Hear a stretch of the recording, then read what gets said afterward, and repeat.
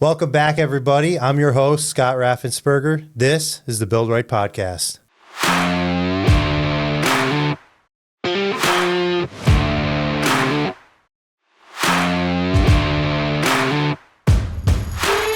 Welcome back, everyone. Thanks for joining us. We got a very special show today. With us is both Andy and Kevin Gutman, correct, of Bennett Contracting. Thanks for coming on, guys. Thank you. Thanks for having us. Yeah, I know you guys are incredibly busy. You've got quite the company, which we'll dive into in a little bit. But what's going on? What's new?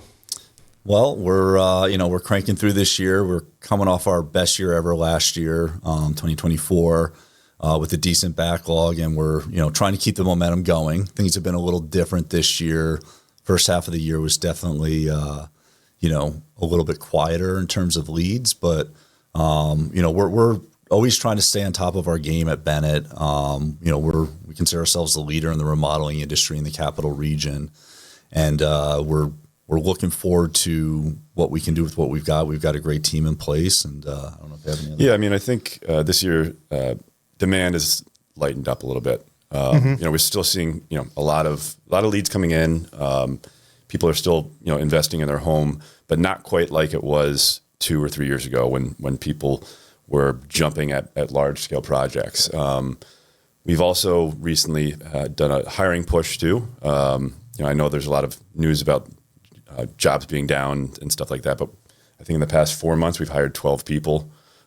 So we're up kind of near our highest employment level, about 80 employees now at Bennett Contracting. Oh, wow. So, we're excited about that. We've got a strong backlog, probably about 6 months out or so. Yeah. Take us through most of the winter. That's kind of the ideal backlog range for us, is roughly 6 to 8 months. When we were at the peak of the post-pandemic, I think we were pushing 10 to 12 months, which in doing, remodeling, particularly the design build side where you're doing kitchens and bathrooms, a customer signs up with us to then have to wait 10, 12 months to do the work. In the meantime, you're making selections and waiting 8 months.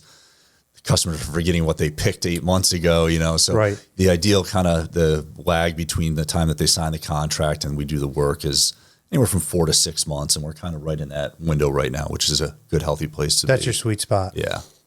Okay. What do you guys focus on? You just said kitchens and baths. Is that your main game?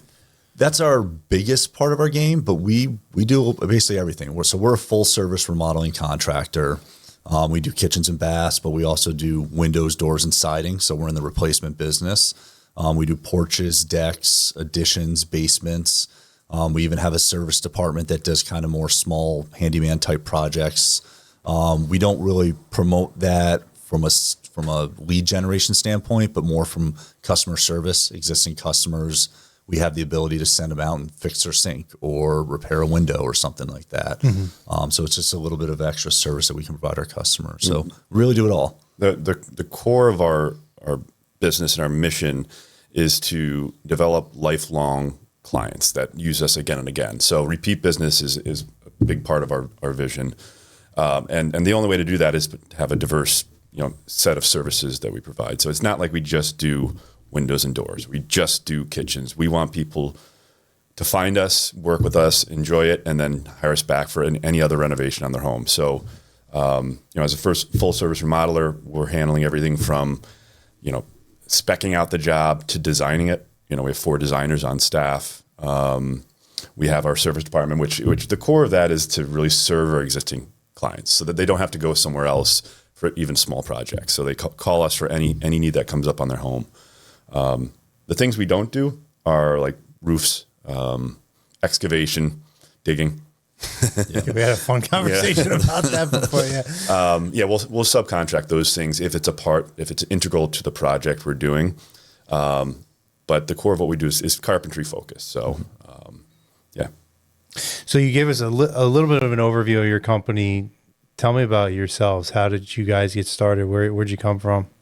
Well, I was the first to get involved at Bennett Contracting. Neither of us actually have a true construction background. I mean, we grew up around Bennett Contracting. Our father and his business partner owned it together for about 40 years. So growing up in high school, we had our own jobs. We had our own kind of small business. We did lawns and snow blowing together. At times, we we had an older brother as well. When it kind of started with him, he had a few lawns and a few driveways. And then once he got older and end of high school, he transitioned it to me. I picked up some more lawns, some more driveways. And then as I got older, I transitioned it to Kevin. So we kind of passed it along the way, and it was a great source of income. We hired our neighbors, our kids that we were friends with in the neighborhood, to shovel the walkways while we did the snow blowing. And yeah. It was early entrepreneurship, though. Yeah. I mean, we learned a lot from that. Where'd you grow up? Delmar. Okay. Yep. So we went to Bethlehem, grew up there. And, we were doing that kind of summers and winters. And then occasionally on breaks, we would work for our father as a laborer. In the college years, yeah. We do summer break, winter break. So we ended up going to college. Actually, coincidentally, we both went to Geneseo. I followed suit with Andy, and I went there. Andy, he can tell you more about his accounting background. He kind of took that path as a CPA. I went into finance, and we never had intentions of like pursuing the family business. We wanted to kind of go out on our own, but I think the timing with our father and his business partner Greg, their upcoming retirement aligned with kind of us desiring a change in our careers. So I was 5 years in New York City in finance. I was trading, and I discovered that's not what I wanted to do long term. I was about to get married, and I wanted to start a family, and I didn't really want to do that in the city. So I gave it a shot, and I said, I'm going to, try working at Bennett Contracting and learn all the ropes and discover, is it something that would be a good fit for me? And so, were you ever around that as a kid? Did you jump in with your dad if they needed help on jobs, or not? Not really. I mean, we would go visit him at the office, and our father and Greg, they were owner operators, but they as well were not carpenters by trade. So I think we inherited that from our father, the passion to like get a team together, to create systems and empower people, and help people succeed. What they were good at was finding people that were better at doing the job than them. So they didn't want to be the best salesperson. They didn't want to be the best job site supervisor, the best carpenter, the best window installer. They wanted to hire the people that were the best at that.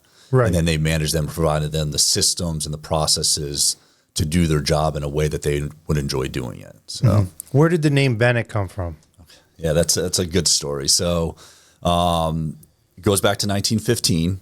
Dan Bennett, he was a steam fitter on the railroad, and he decided to come back to the Albany area and start a plumbing business, because plumbing at the time was the hot new technology. Indoor plumbing and heating was surprisingly like technology at the time, 1950. That's crazy. Yeah. I'm trying to put myself in there. You're talking over 100 years Over ago. 100 years ago, yep. Okay. So Dan Bennett started the company. Before the Roaring 20s. Before the Roaring 20s. And he started in Delmar. So he had a garage in Delmar. He would, we still have contracts in our office that were signed on the back of an envelope saying, I will install plumbing in your house for $300. And the customer signed it, and they signed it from 1920 or 1915. So he started the business that way, and he grew it in Delmar over the years. And he only had daughters. So he had 4 daughters. And after World War II, they all got married, and the son-in-laws were the ones that eventually took over the business. So the name Bennett kind of ended with that, because he didn't have any sons. But his son-in-laws took over the second generation, and they really grew the business in Delmar to become a very large heating and plumbing company throughout the capital region. It was in the late 70s that one of his grandsons, Dan Bennett's grandson, Greg Jackson, who became our dad's business partner, got involved with the business. He was a ski instructor in Killington and kind of living a ski bum life as a 20-year-old or 25-year-old. He got brought in to start an installation division. Our father, who was working for Board & Chemical, he was selling insulation, blowing in insulation, actually lost his job, and he was kind of advising them how to start the business. And when he lost his job because they banned the blown-in cellulose insulation. Formaldehyde Yeah, whatever was in the insulation, they banned it. So he lost his job. He moved back to the area, and he basically had nothing at the time. And he took all of his savings that he had, and he put it into become an owner of the insulation division of DA Bennett Heating and Cooling. So the two of them started that with another partner, and they started an insulation business. And that's how our family got into the business. And then this was in the 70s when the oil embargoes were going on and fuel prices were skyrocketing. Yeah. Heating homes was becoming expensive, and homes really didn't have insulation back then. Yeah. It was newspaper. Newspaper, brick, maybe. So it was a new technology that they were going in and installing it in attics and walls with the blown-in cellulose trucks.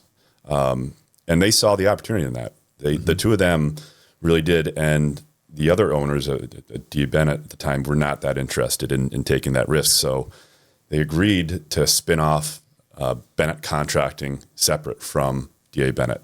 And that's when kind of their ownership began. It was 1981. 84, I think, was when they officially bought out any of the remaining D.A. Bennett folks, and they owned it independently from D.A. Bennett. So now there's D.A. Bennett and Bennett Contracting. And if you talk to a lot of people in the Delmar area or Albany area that have been here for a while, they'll still call us D.A. Bennett. Yeah. Is D.A. Bennett still around? No, they were bought out by Service Experts, which is part of Lennox. They went around the country buying up small HVAC companies, and D.A. Bennett was one of those. Yeah, so that was in the 90s when that happened, and I think the name officially disappeared, and it's Roland J. Down is now also part of that. So Roland J. Down got acquired and after D.A. Bennett, and I think they kept the Roland J. Down name for the local, name recognition. So local division or whatever. Yeah. You know what's interesting to me is looking at that insulation when the company decided to add an insulation branch, and so often today you see legislation pushing for changes in construction, and they don't really stick or they don't resonate well with people unless it makes sense monetarily. Like the cost of heating was getting expensive. So how do we fix this? We add insulation to houses. Yep. You don't tell people, oh, you have to put insulation in your house and then expect it to stick. Market driven. It's so market driven. Yeah. We dealing with that right now with the electric. And then in the 70s, once that insulation started taking off, 80s was when the electrical boom was, right? Because it was cheaper. And now we're going back. It's just weird. I mean, and Greg always said, he's like, when there's a flood, build boats. So with the energy crisis, he was, all right, well, let's get into the insulation business. And what was interesting was that led to obviously then like storm windows and storm doors, and then windows and doors, and then all sorts of other aspects of contracting. So we really went from being part of a plumbing company to being an insulation company to being a remodeling company. That was kind of how the evolution happened. It's crazy how long it took for that. In the world we live in today, so many people want like overnight success stuff. I mean, it's been over 100 years to get you guys molded to where you are. That's pretty cool. And we're still changing every day. And it's a slow evolution. We wish we could move faster at times, but you have to be strategic with your changes and your evolution. The kitchen and bath stuff, that's new for us. We had always done kitchens and bathrooms from probably the 90s on, but we didn't get into it to the level that we do it now until probably about 10 years ago. 10, 11 years ago. We hired our first, we hired our first designer. Sorry. Yeah. We hired our first designer, and that kind of took us. And why don't you tell that, because that was kind of your area of. Yeah, I mean, we were doing kitchen and bath since the 90s, but it would be like we were the contractor. Go design a kitchen, bring us the renderings, we'll install it for you. And we were seeing that it was picking up. A lot more people were remodeling their kitchens and bathrooms back in the early 2010s, and we saw an opportunity that, hey, like, why don't we take full control of this project? Let's design it, because we're taking all the risk. As a contractor, if you're working off of someone else's designs, they just sell the cabinets to the homeowner. There's not much risk for them. Whereas if something's wrong with those cabinets or they're incorrect, we're stuck on that job. We're moving guys around. So we said, well, why don't we take full control of it? So we know what products we're using. We know how they're designed. And we can capture some margin too to cover those risks, right? So we began the process of vetting cabinet manufacturers. And over a period of the past 10 years, we've developed systems to incorporate the kitchen and bath business, whether it's tile design, cabinet, fixtures. We have our own plumbers and electricians on staff, so that's all in-house too. Do you guys deal directly with the suppliers? Yeah. Okay. And in some cases, we're buying directly from the manufacturer. So we always want to have as direct access to the manufacturer as possible. So windows, doors, we buy directly from manufacturers. Oh, really? Yep. So where we can, we do. But there's obviously distribution methods that prevent us. Like we can't buy directly from Delta. There's Is there a volume cap on that? Like they'll say, well, we're not going to sell directly to you unless you install 5,000 windows a year. It depends. Yeah. I mean, windows and doors, it's unique. We buy directly from Provia out of Ohio, and cabinets we buy directly from those manufacturers. So we're technically a dealer, even though we're not retail. We're not trying to just sell to other contractors or anything like that. But again, that gives us a certain level of control that you remove the middleman as much as possible. Because the more hands it passes through, the more risk of errors, of damage, that sort of thing. So. And I'm sure it still allows you to be competitive with other companies, but make more money on it. Yeah, hopefully. I mean, we certainly can cut out some costs, by buying direct. There are some volume things that come with that. I think we are pretty high volume remodeler, so that gives us an advantage and certain leverage too. Mm-hmm. So, very cool. So, would you ever have a cabinet division, like a custom shop, or you like dealing with I don't think we'd go that route of being a millwork, and making our own cabinets. There are local companies that do it and they do it well. I don't think that works with our model. Mm-hmm. I think we are a remodeling company. We're not a manufacturing company. So I think for us, it's... Yeah, and we have a good grasp on scaling. We do quite a large volume, and for us even to handle our own volume would be challenging. We need to work with vendors and manufacturers who can, suddenly we might have $100,000 in cabinets we need to order in 1 week, and I don't know that that's a different kind of business, fabrication, manufacturing versus general contractor. So we like working with our manufacturers who can handle the sudden ebbs and flows in volume. That's also why it's a challenge to work with some smaller vendors, say like a local cabinet shop here, because sometimes they wouldn't be able to handle a sudden influx, and then they can't quite meet the demand that we're facing. So yeah, seems like you guys really have a neat business perspective really on this, in running it. Take out the construction side of it. You're just running a business, and you're looking from the top down and making sure everything's moving properly, which a lot of people in this industry, myself included, don't do sometimes because we start off as an owner operator. We're in the machine when we shouldn't be. Well, one of the best things that you have is that skill set, but that also can hinder you at times, right? Yeah. Because you can do it better than the guy that you hire. And we can't do it better than the guy we hire. We have to rely on hiring the right people to do it much better than us.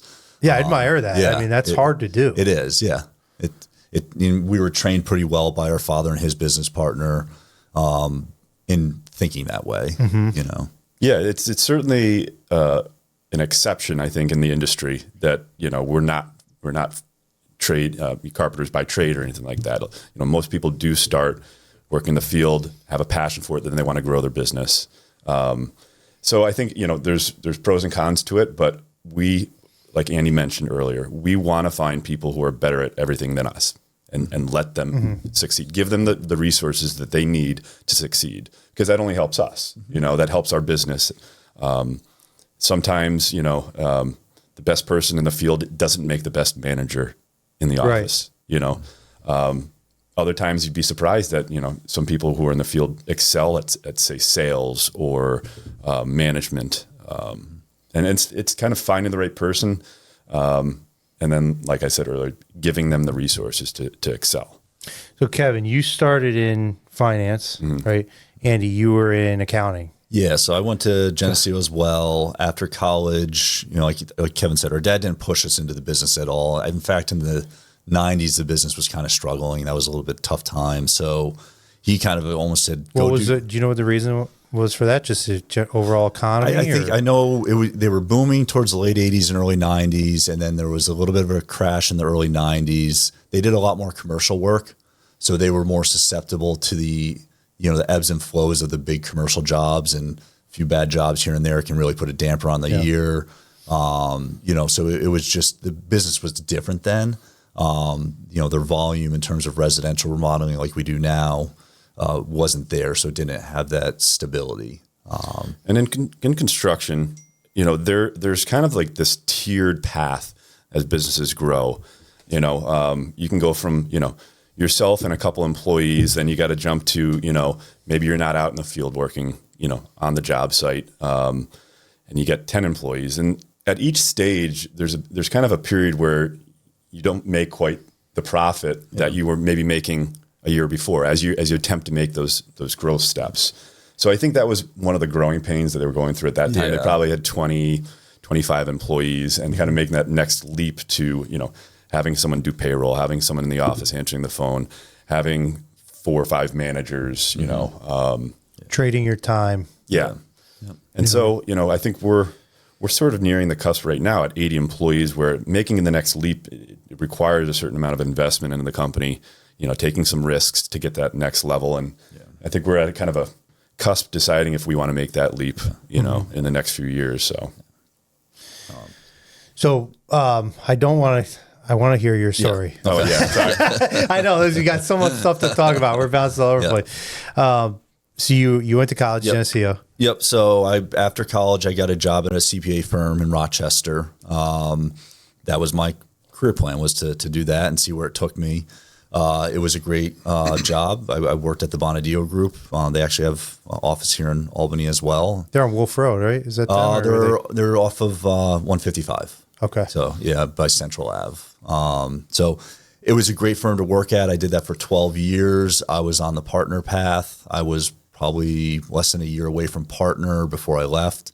But what happened was in 2011, when he joined Bennett, I started talking to him about the prospect of me getting involved. And I did a lot of work with contractors. That was my primary customer or client base when I was at Bonadio. I did audits, consulting, all sorts of work with the various contractors, from large commercial, heavy highway, HVAC contractors.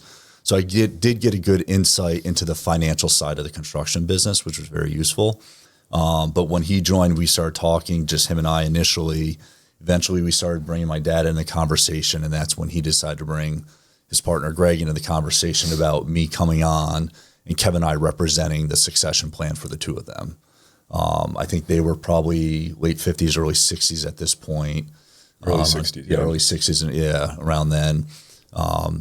They didn't want to do it forever, but they liked what they were doing.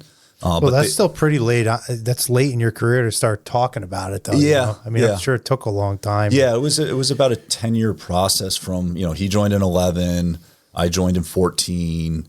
They started showing us the ropes around that time. And they kind of brought us into the management team at that point. And they just kind of started slowly introducing stuff to us, handing stuff off that they were doing that they let us do. And for the next 4 or 5 years, we learned, from them how to run the business. We had the plan in place in terms of the structure for how it was going to happen, the buyout. That was planned for 2019. So in 2019, we took over the business as owners, but they remained as employees, kind of advisors to us. And the plan was for them to kind of scale down over about a 5 or 6 year period. And then COVID hit, and and it's the scale down. Yeah. So the succession plan went into effect. We took over in 19. In 2020, COVID hit. And, I remember looking to them and like, what do we do? And they're like, we don't know. Yeah. But it was actually kind of blessing in disguise, not just because it created a boom in our market, but it gave Kevin and I the ability to establish ourselves as the leaders of the business. So when we took over, they were still heavily involved. So optics-wise, I think some people were, well, who do I go to? Do I go to Paul and Greg? Do I go to Kevin and Andy? When they stepped back when COVID hit, and we took charge and handled that situation really well, it established us as the leaders of the company. And that was a game changer for us in terms of, where we can take this company and do it on our way. What in your mind told you I want to get into this family business? I'm done with accounting. You said you were on the path to partnership there, which could have been a very lucrative and successful career. Why did you want to make that jump, other than I'm sure you're close with your brother? But I wasn't passionate about what I was doing in the accounting world. Auditing companies, it doesn't provide a lot of value. Yeah. I mean, you need to do it for your bank, and you want to make sure your numbers are accurate, but it wasn't very fulfilling. Talking to Kevin, seeing what we're doing at Bennett, being a part of that, it's definitely fulfilling. yeah, To be able to transform people's homes, improve their lives. Even if I'm not the one physically doing it, I'm a part of the team that does it. It's rewarding. And I think we kind of discovered that as we went along. I mean, I think for me, one of the things that interested me was just entrepreneurship. Leading a team it intrigued me. And we grew up around our father, where we kind of saw him doing that from the sidelines. Like, we'd go into the office and we'd visit, and we saw how passionate the employees of Bennett Contracting were to work for him and with him.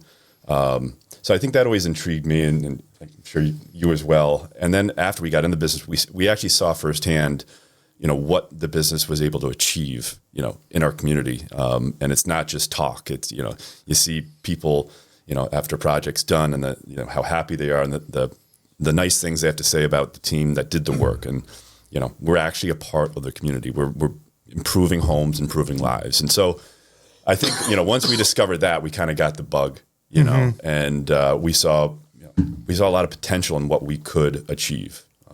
And so that was for me. I think being your own boss, I think everyone likes the idea of that, yeah. Until they realize you're putting 70 hours instead of 40. Yeah. And the buck stops to you. That's the decision, and that's the problem. biggest challenge is when something arises, there's no one to go to. You have to be the decision maker, and you have to handle the problem.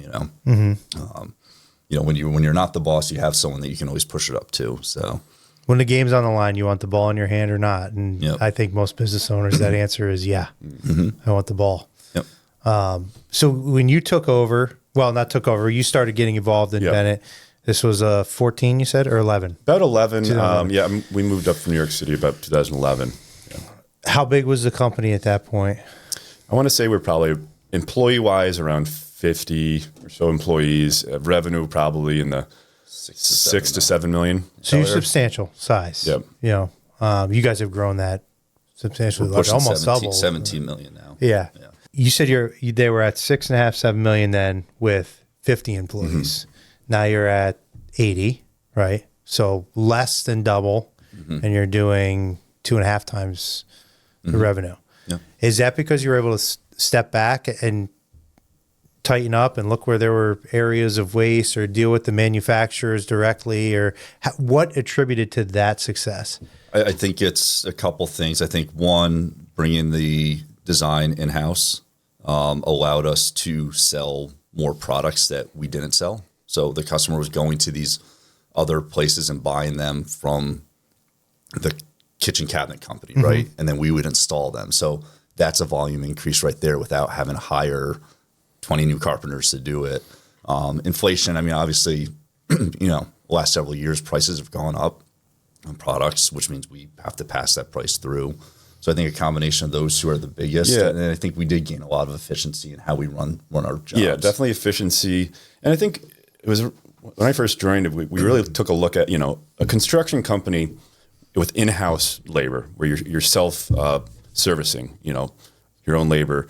Your limited capacity or the hours that those guys have to work, or the people in your team have to work. So you can only, make so much money charging for labor. Where you can grow a business is by reselling products, marking up materials. So, we saw opportunities, windows and doors, cabinets, countertops. That's where you can really grow a business and increase volume, is by selling things, in addition to the expert labor that we have. So And as you know, there's only so many people in our industry that can do good carpentry. It's not like they're just falling off a tree and coming to our office to hire. Because if we could expand even more. If we had 10 new lead carpenters with the skill set to run jobs, we could handle that. It's just they're not there. So you're in Albany, right? Is that where your office is located now? Yep. You have one location? Yep. Do you see expanding that? I don't think so. We've talked about it. You know, our father had always dabbled with the idea of a second location, say in Saratoga or Glens Falls or Clifton Park. I don't think it's not in our strategic vision right now. I think we've got a great thing going with where we are.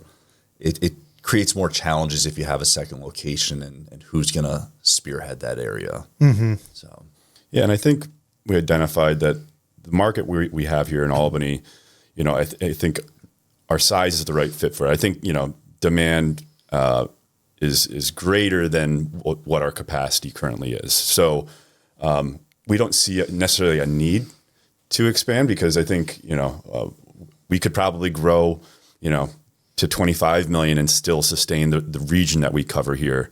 Do you think that's a demand cap is around 25 for that area? I don't know. I mean, I think for what the workforce needs, yeah, I think with that would be hard to overcome much more than that. I think one thing that we miss out on a little bit is the demand north of the Twin Bridges. So we do work in Saratoga County. We have lots of customers up here, but we definitely are 80% of our work, maybe even 90% of our work is Albany, Schenectady, Troy, Bethlehem, Niskuna, Guilderland, East Greenbush. It's south of the Twin Bridges. We could definitely scale up if we had more of a presence north of the Yeah. Do you find it easier if you want to grow to take on another facet of the industry and try and mold that within your company? So you're taking on that extra work in the same jurisdiction or opening up another location as a specialist in what you already do? I mean, you mean in terms of adding a new like line of service or product? Yeah, you know, to so grow? there's always going to be a market cap for windows in a certain zip code. Well, okay, we've reached that cap. Now let's do insulation in windows. Okay, now let's do kitchens insulation in windows. You know, do you think it's easier to add another facet or add another tool to your belt or to go to another location? It's easy to try. It's hard to succeed. You know, Yeah. I think, you know, getting outside of your expertise is always a risky thing, you know, like getting into roofing, like yeah, it has to do with remodeling. Okay. All houses have roofs, but getting into the roofing business, while you could add a lot of volume, it's a tough business just to take on. It's, you know, different types of equipment and tools and insurance and crews and leadership and products and warranties. And so, yeah, we could say we want to take on roofing, but you kind of taking on a completely different business than we always do. I mean, one thing that we've been talking about recently is overhead doors. Yep. That's something that we might consider bringing on is overhead doors into our service area. Yeah. You know, and that's, you know, the products are similar. I mean, you know, there's a little bit more mechanics, electrical, but it's pretty basic stuff, and it lines up with the exterior remodeling that we do. So we're doing windows, we're doing doors, siding, garage doors. Seems like it could align. So we're looking into that. That's a good example where maybe we could increase some volume by adding a new service line, but it's not too far out of our comfort zone that it would be too much of a risk. I mean, one thing we could go back to is our origins of HVAC, but we have no interest in that. Yeah. I mean, there's a lot of competition in that industry. That's also an industry that's a service-based industry, right? So you need to have 24-hour service technicians. If someone's heat goes in the middle of the winter, you need to be there to take care of that immediately. If there's a leak in a pipe, you need to fix that immediately. We don't have that desire to be that type of business. So I would think that would be the area, would be the easiest to enter into, but it's just not our model. Yeah. And I don't think it's easy adding another tool to your belt. I was just curious of whether you thought it would be easier than opening up another location, doing the same thing. I would say so. I mean, geographically adding another location, it has all its other challenges. You have to, because you do have to have physical leadership there to guide and oversee what's going on. So, just that geographic change would be tough to manage. Making sure the culture that we've established where we are finds itself in that other location, which is a challenge too. So you talk about culture, you just mentioned culture. With 80 guys and gals, that's got to be something that's pretty important to you. How have you created that, and what is it? What is the culture like in your company? I think we'll go back to our purpose and mission. And I think, we state it. Part of our purpose is to serve our customers and our employees and support each other, create a supportive environment where they can succeed. All for the betterment of our community.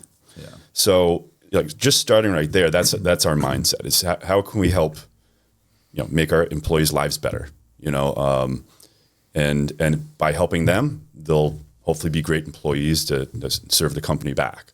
So that's always our mindset when we're talking to our employees. A lot of business owners sometimes just look at employees as, cogs that, get the job done. And, but we do have a personal vestige with our employees. So starting there, and then we also pull our employees in for a lot of decision-making. So there's oftentimes conversations, whether it's our office staff or field staff, we get their input. We got to get their buy-in too, to make sure, if we're adding a product or a process to our system, or safety. Safety is a big part of our culture that we really do want our employees to be safe and not get hurt and go home every day to see their family. So I think our employees and our team receives that, and they look out for each other. We've got some employees who have worked for us well before we were there, and in some cases, 41 years. 46 years. Yeah. Longer than we were even alive. Yeah. So, there's a few employees that have been there since we were children. And, so these people have made careers out of it. We've got new people who have come in, and they're getting into the fold of that culture as well, and seeing that and wanting to get their career lifelong with Bennett. So, have you guys seen a change? Obviously, you've got a large span of ages in your team. Have you seen a change in how you have to deal with younger people coming up, or do they kind of fall into place? I do a lot. I do all the hiring for the field. And what I've seen is you do need a little bit, like, let's say, under the age of 30, 35, they do seek a little bit more kind of support and validation. Coddling. A little bit. You can use the word coddling. I'll say it for you. You thought it. I said it. Outside of those people who maybe have grown up in the industry, I think, people have grown up in the industry, their family, parents, uncles, aunts have kind of taught them, work ethic, so some of that has to be learned, some of the guys that are younger, maybe they start the day a little bit later. They're not getting the job site at 6:30 in the morning. They're getting there at 7:30 or 8. So sometimes we have a little bit of, I don't know, I can say conflict, but, the older generation, the old school versus some of the younger guys who kind of look at things a little bit differently. Yeah. And I'm a contrarian when it comes to this stuff. I think it's common misconception for people to assume that the younger generation is lazy or isn't ambitious. I think they are. I think they are ambitious. They are hardworking. You just have to find the right people. And we have plenty of senior employees that need coddling themselves, that need reassurance and need validation. I think it's age. A lot of times age is the difference, not necessarily generation. Younger people, they're newer to the work world, It takes them a little time to figure out, I got to do this to get ahead. I got to do that to get ahead. But at the same time, we have some really great young, talented people that we've hired at 20, at 22, 23, that work hard, very talented, and are committed to the craft, and they're succeeding. Yeah. And they exist. I think there's this misconception that there's no more good, hardworking young people. There are. You just have to find them. Yeah. And when you find them, you have to take care of them, which we do. Yeah. Yeah, I think, oftentimes I'll look at candidates, and someone could have vast experience, but if they don't have the right kind of personality, characteristics like work ethic, reliability, communication, someone who's well-spoken, can communicate their thoughts well, that's sometimes more important. And I see a lot of potential in that. So potential is what I'm often looking for. Is not can they today do that task? It's, can they be developed to succeed with that task? So. Mm-hmm. What does your day-to-day look like, Kevin? You first. What are your tasks at Bennett? I mean, a vast majority of our time is in the office, and it's a lot of meetings. Yeah. So it might be. Do you guys work together most of the day? Frequently. Yeah. I mean, we have our own areas that we focus on, so we're not stepping on each other's toes. Like he said, he does hiring. He's working with our vendors and production. I'm working with sales in the office. Yeah, we kind of have our lanes. Those inevitably overlap just because of we're a small business, and but a lot of it's maybe leading meetings, meeting with vendors. We still are involved in the operations. Like I said, I might be making phone calls, interviewing, maybe looking at our vehicle strategy. What trucks do we have? Trailers? Is there any equipment? And working with our equipment manager to strategize that stuff.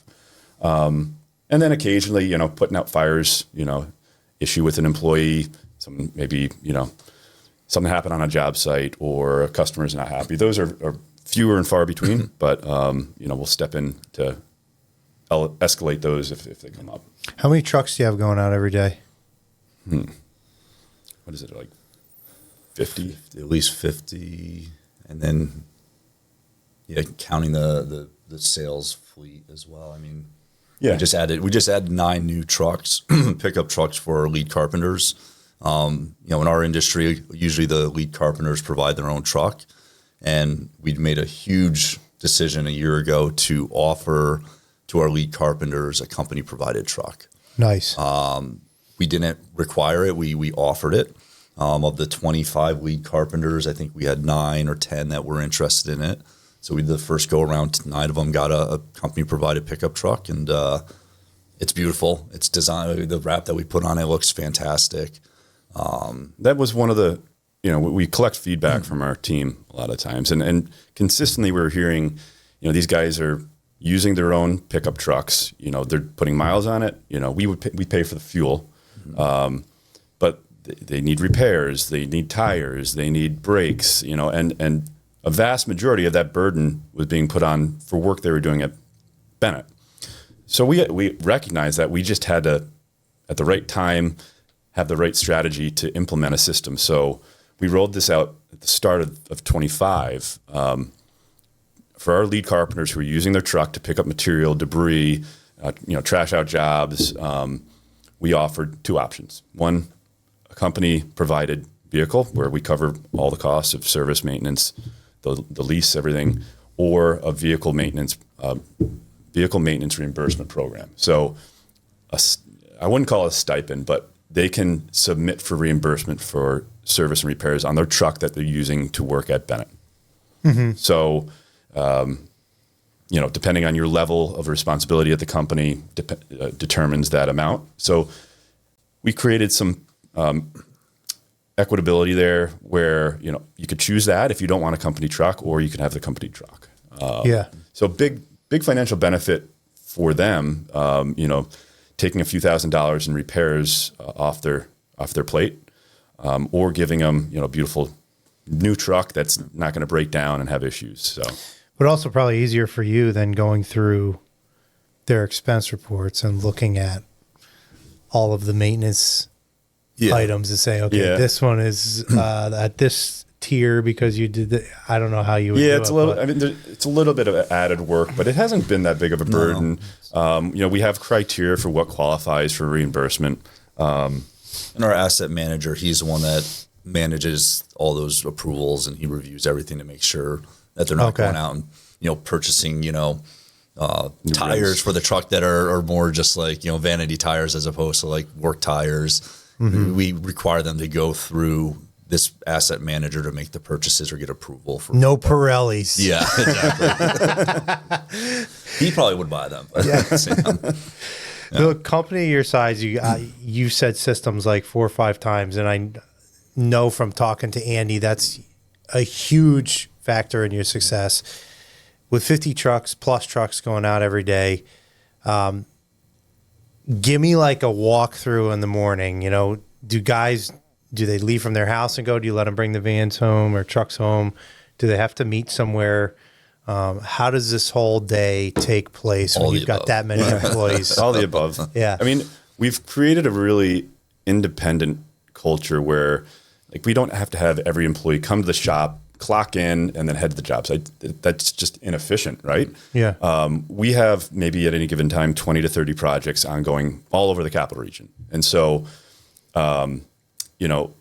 most of the time our crews are just starting the day at the job site. So we created systems, like you mentioned, for time entry. So everything's on apps now. So they can clock in and clock out from their phone. They can use purchase orders from their phone. We actually developed our own app for tracking purchase orders. Oh, cool. So they don't have to like drop paperwork off at the office. They take a picture of the receipt and submit it through the app and get sent to them. So, but back to a typical day, we do have some crews that do start at our shop because say they're picking up material from our warehouse. Our window and door crews, siding crews, they start and end the day at the shop. But most of our kitchen and bathroom projects, they're going straight to the job site or maybe starting at Lowe's, Home Depot, Curtis, and picking up some materials for that day. As a remodeler, we're working Monday through Friday primarily. We're in people's homes. They live and work there.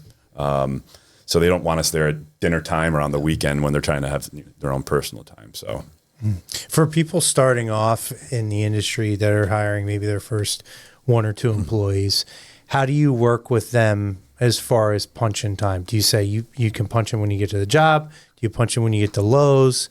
This is a conversation I've had with a lot of other contractors. I know my take on it, but I want to hear how you guys handle it. When they're starting work for us, so that would be if they get to the shop to do whatever, they get to Lowe's, Home Depot, or they get to the job site. Mm-hmm. So basically, that's the start of your day, right? So if you're going to Lowe's to pick up materials, we consider that the start of they're working for us at that point once they get to Lowe's. Mm-hmm. Same thing at the end of the day. If you're coming back to the shop to drop off debris or you're going to pick up something, get Home Depot or Lowe's at the end of the day, when you're done there, that's when you check out. Or you check out off the job site if that's the end of your day.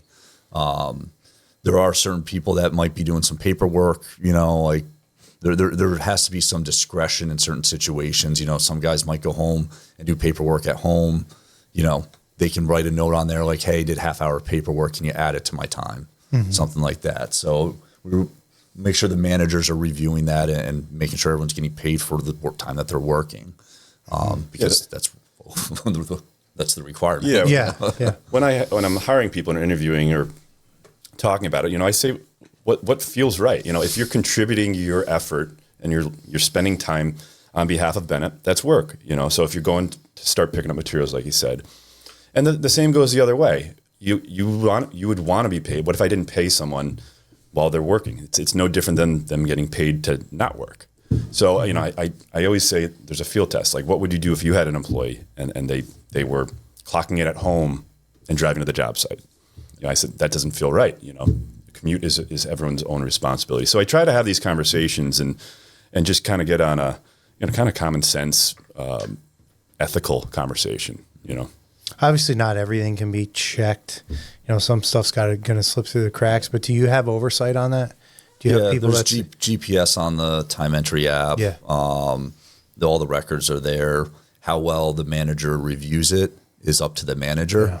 Yeah. So we have to rely on the manager to do a proper job to check that they're doing the check-ins at the right place and the right time. But I think the oversight's there for the most part, and there are things always slip through. But yeah. I mean, and we have a culture of trust, and if that trust is broken, there's no like second chance. It's like we afford a certain amount of freedom and independence, and we expect in exchange that people are honest. And so if someone breaks that trust, unfortunately, you've broken the relationship. It's happened. Yeah, the time entry thing, it's happened. So I think the guys know, like I've had guys call me and say, I forgot to clock out. I left the job at 3, but I didn't clock out till I got home. I just want to let you know so you can change it. Like, it's a perfect example of just being honest and doing what's right. No different than if he forgot to check in and he told me, I've been there for 2 hours, but I forgot to check in. Okay, well, we'll pay you for the time you're there. So it's a two-way street. And I think with our level of managers in place, there are checks and balances there. And if someone chooses to maybe stray away from doing what's right, that eventually it'll come around and it'll be found out. Just alone our team, they look out for each other, our field staff. They'll call someone out if they see someone being unethical or doing something not the Bennett way. Is the term that the guys have kind of created that term themselves. There's the Bennett way. So I think it's self-correcting in a lot of ways. Well, guys, thank you for coming on. We're out of time now, but join us next week for part 2. We've got more to talk about with Andy and Kevin Gutman. I'm your host, Scott Raffensperger. If you're liking what you're seeing, make sure to subscribe and smash that like button. Have a good day.